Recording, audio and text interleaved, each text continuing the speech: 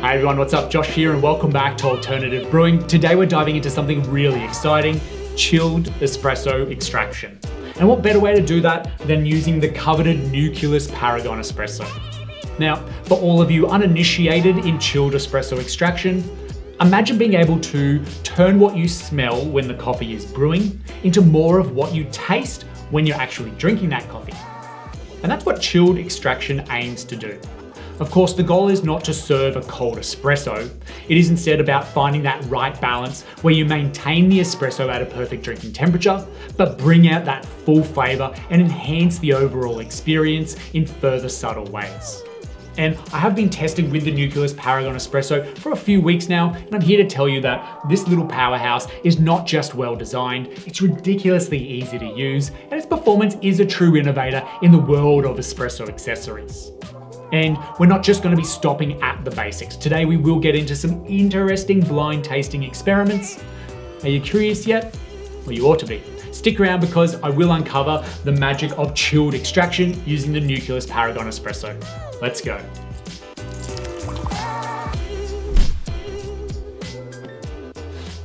So the Nucleus Paragon Espresso comes with 2 mounts and 4 chilling rocks. And unlike ordinary whiskey rocks, the Paragon Chilling Rock is a coffee specialist.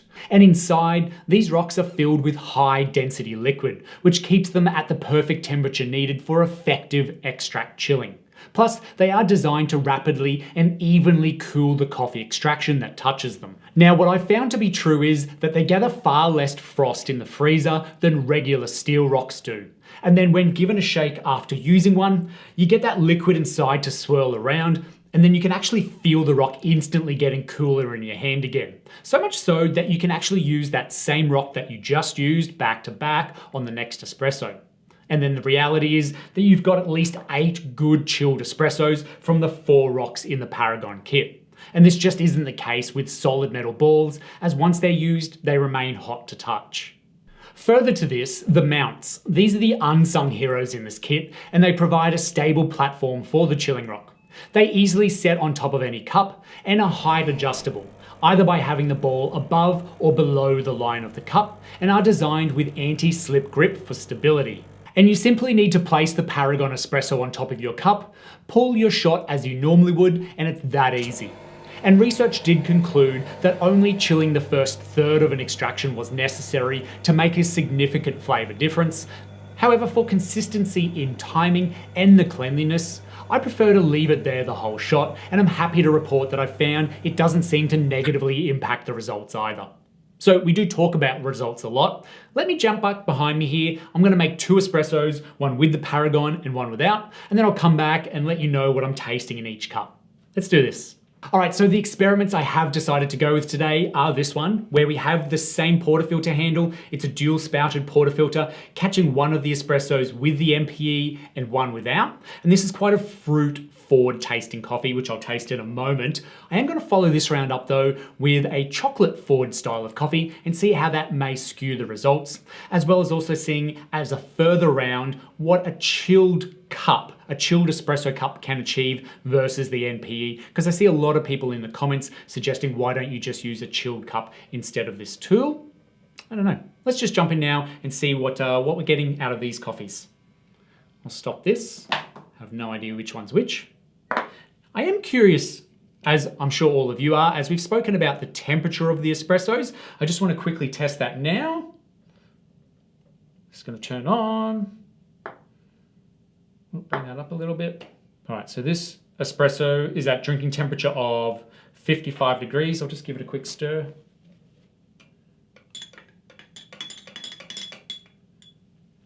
No, 60 degrees, cool. And this one,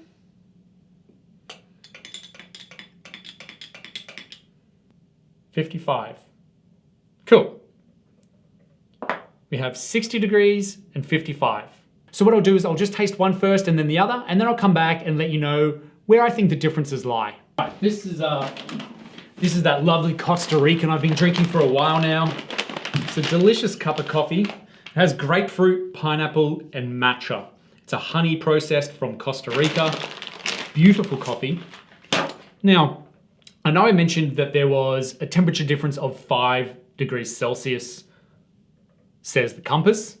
Also brought out by Nucleus Espresso. However, honestly, when tasting it, like when putting it to my lips or on the mouthfeel, I honestly can't pick the temperature difference of 5 degrees Celsius. Like I thought, all right, maybe I could, and I'll be upfront about that, but I really couldn't. Surprisingly enough, it was very close and put me off. Or perhaps I drank the cold one first, and then when I got to what would have been the hot one, it was already at the same temperature as the one. I don't know. I've confused myself. Anyway, couldn't pick the temperature. That's the point I'm trying to make. Out of these two cups, I mean, like it's close.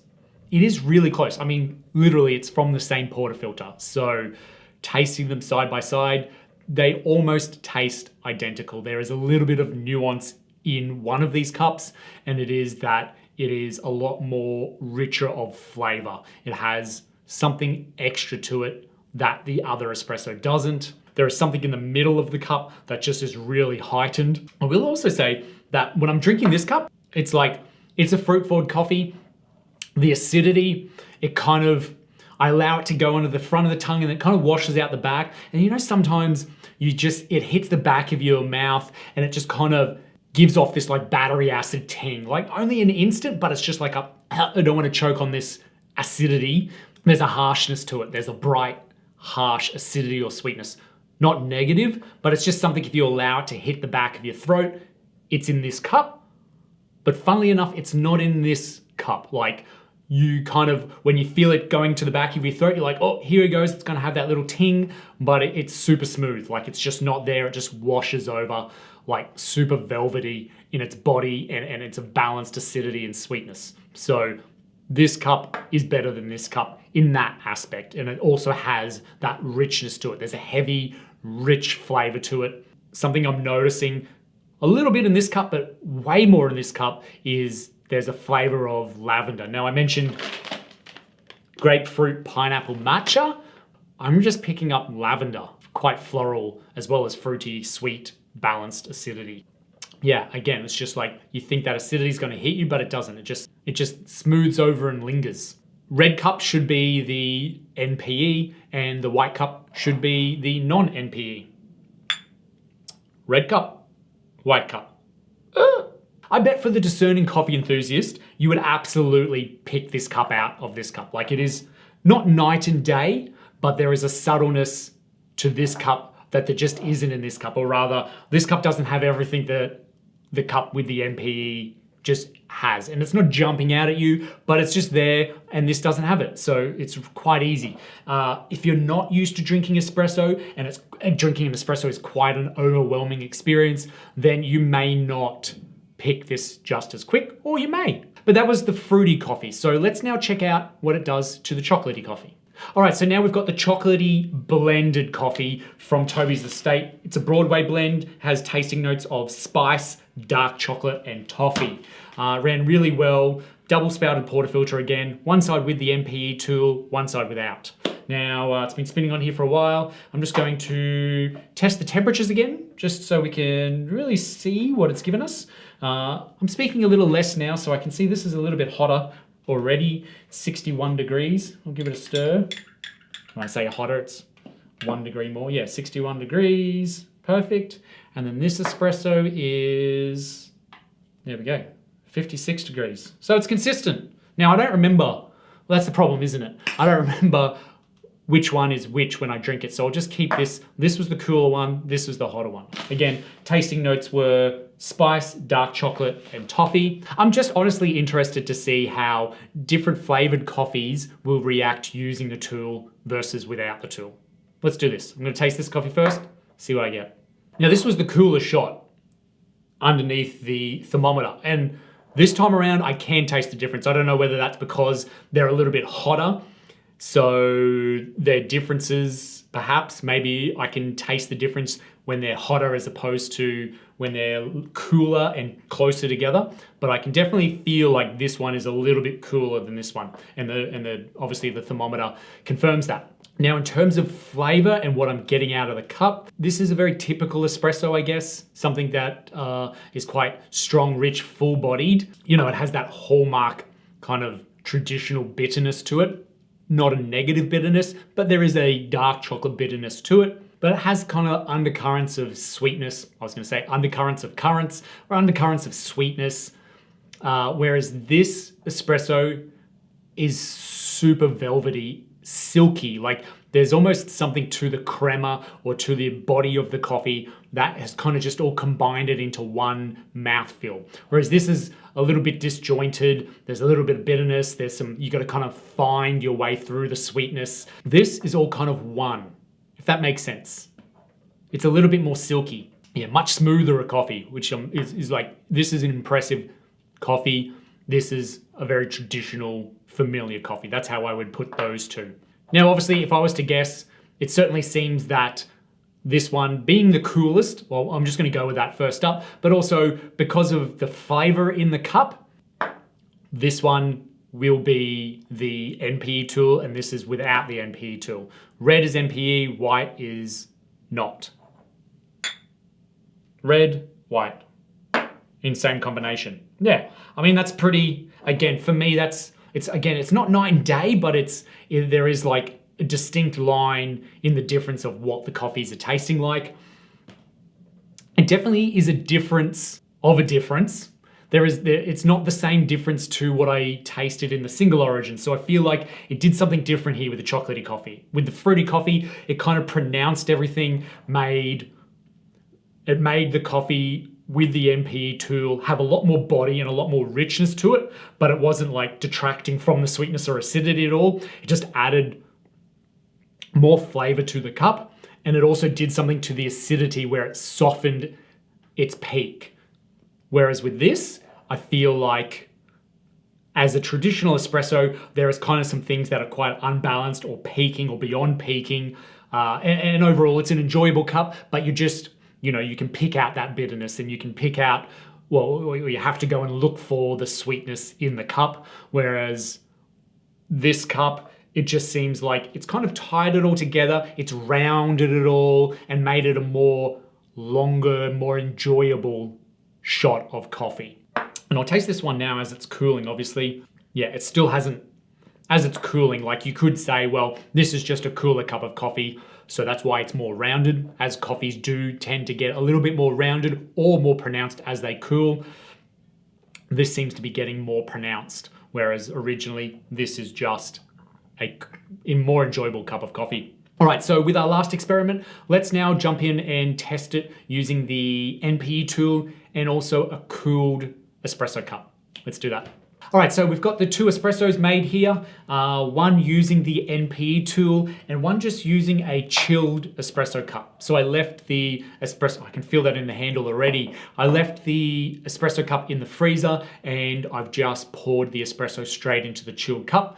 And I guess we're looking at here whether or not the NPE makes a difference as opposed to just chilling the cup and then pouring the hot espresso into the cup. Let's first take a look at the temperature difference of the coffees.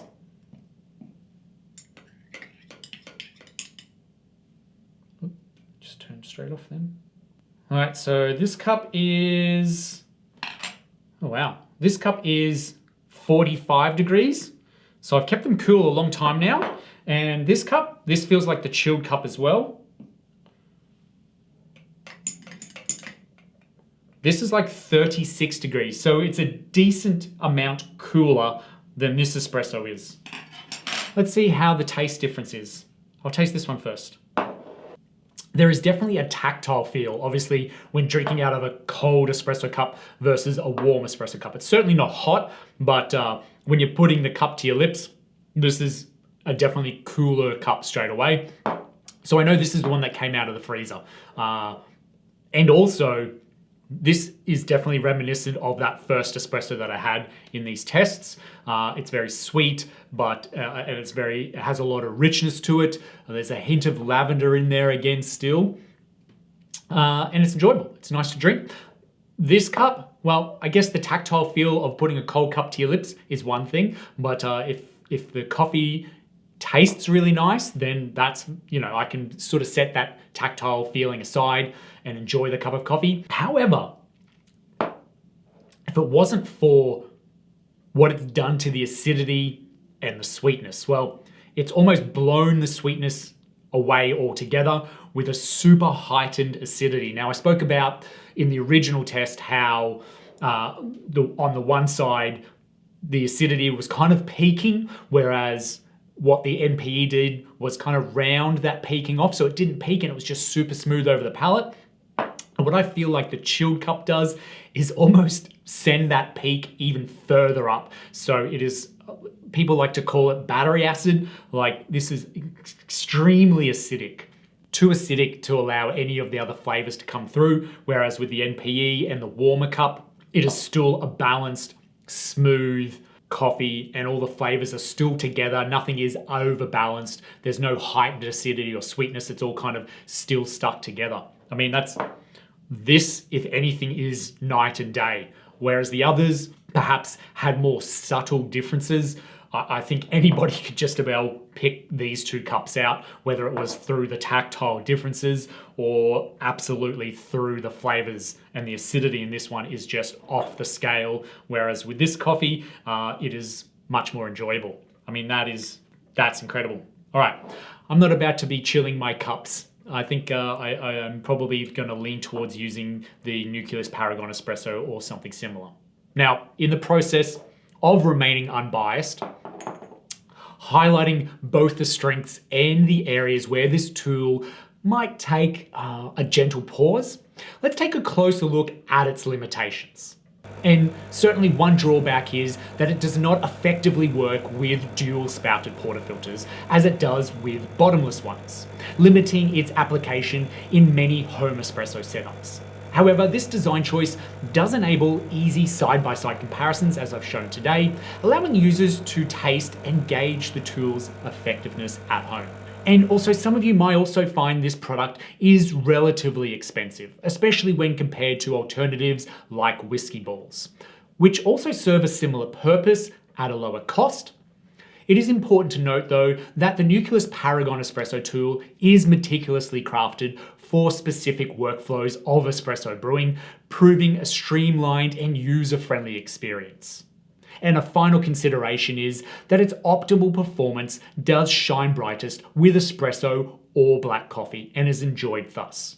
When it comes to adding milk, those nuanced flavors derived from this unique method may not be as pronounced. Now, despite these limitations, it is crucial to emphasize the tailored design for espresso enthusiasts here, ensuring that easy and efficient brewing process. Plus, then when you anchor the Nucleus Paragon Espresso tool against that perceived higher cost, its value becomes more apparent, offering a specialized tool that caters precisely to the needs of the espresso enthusiasts and lovers alike. And it's easy to see the Paragon Espresso as merely another tool in a vast array of coffee gadgets. I totally get it here. But beyond the surface does lie a vibrant community. A community of coffee enthusiasts, innovators, and flavor seekers who do toil behind the scenes, tirelessly unraveling new ways to enhance, improve, and deliver fresh flavor experiences to all the discerning consumers of exceptional coffee. And then you can see that the Nucleus Paragon in its own way becomes a conduit to this world of dedication and discovery. And while we have looked at its features and performance, remember that it's not just about the tool, it's about being part of this community of passionate people and about the art of great coffee. Thank you so much for joining me on this exploration of the Nucleus Paragon Espresso. And if you found this review helpful, don't forget to hit that like button and also comment down below with your thoughts and experiences. And of course, subscribe for more coffee-centric content. I'm eager to hear your own tales of espresso adventures. So share them certainly in the comment section down below. Also check out our website and follow us on other social media outlets. Till next time, happy brewing.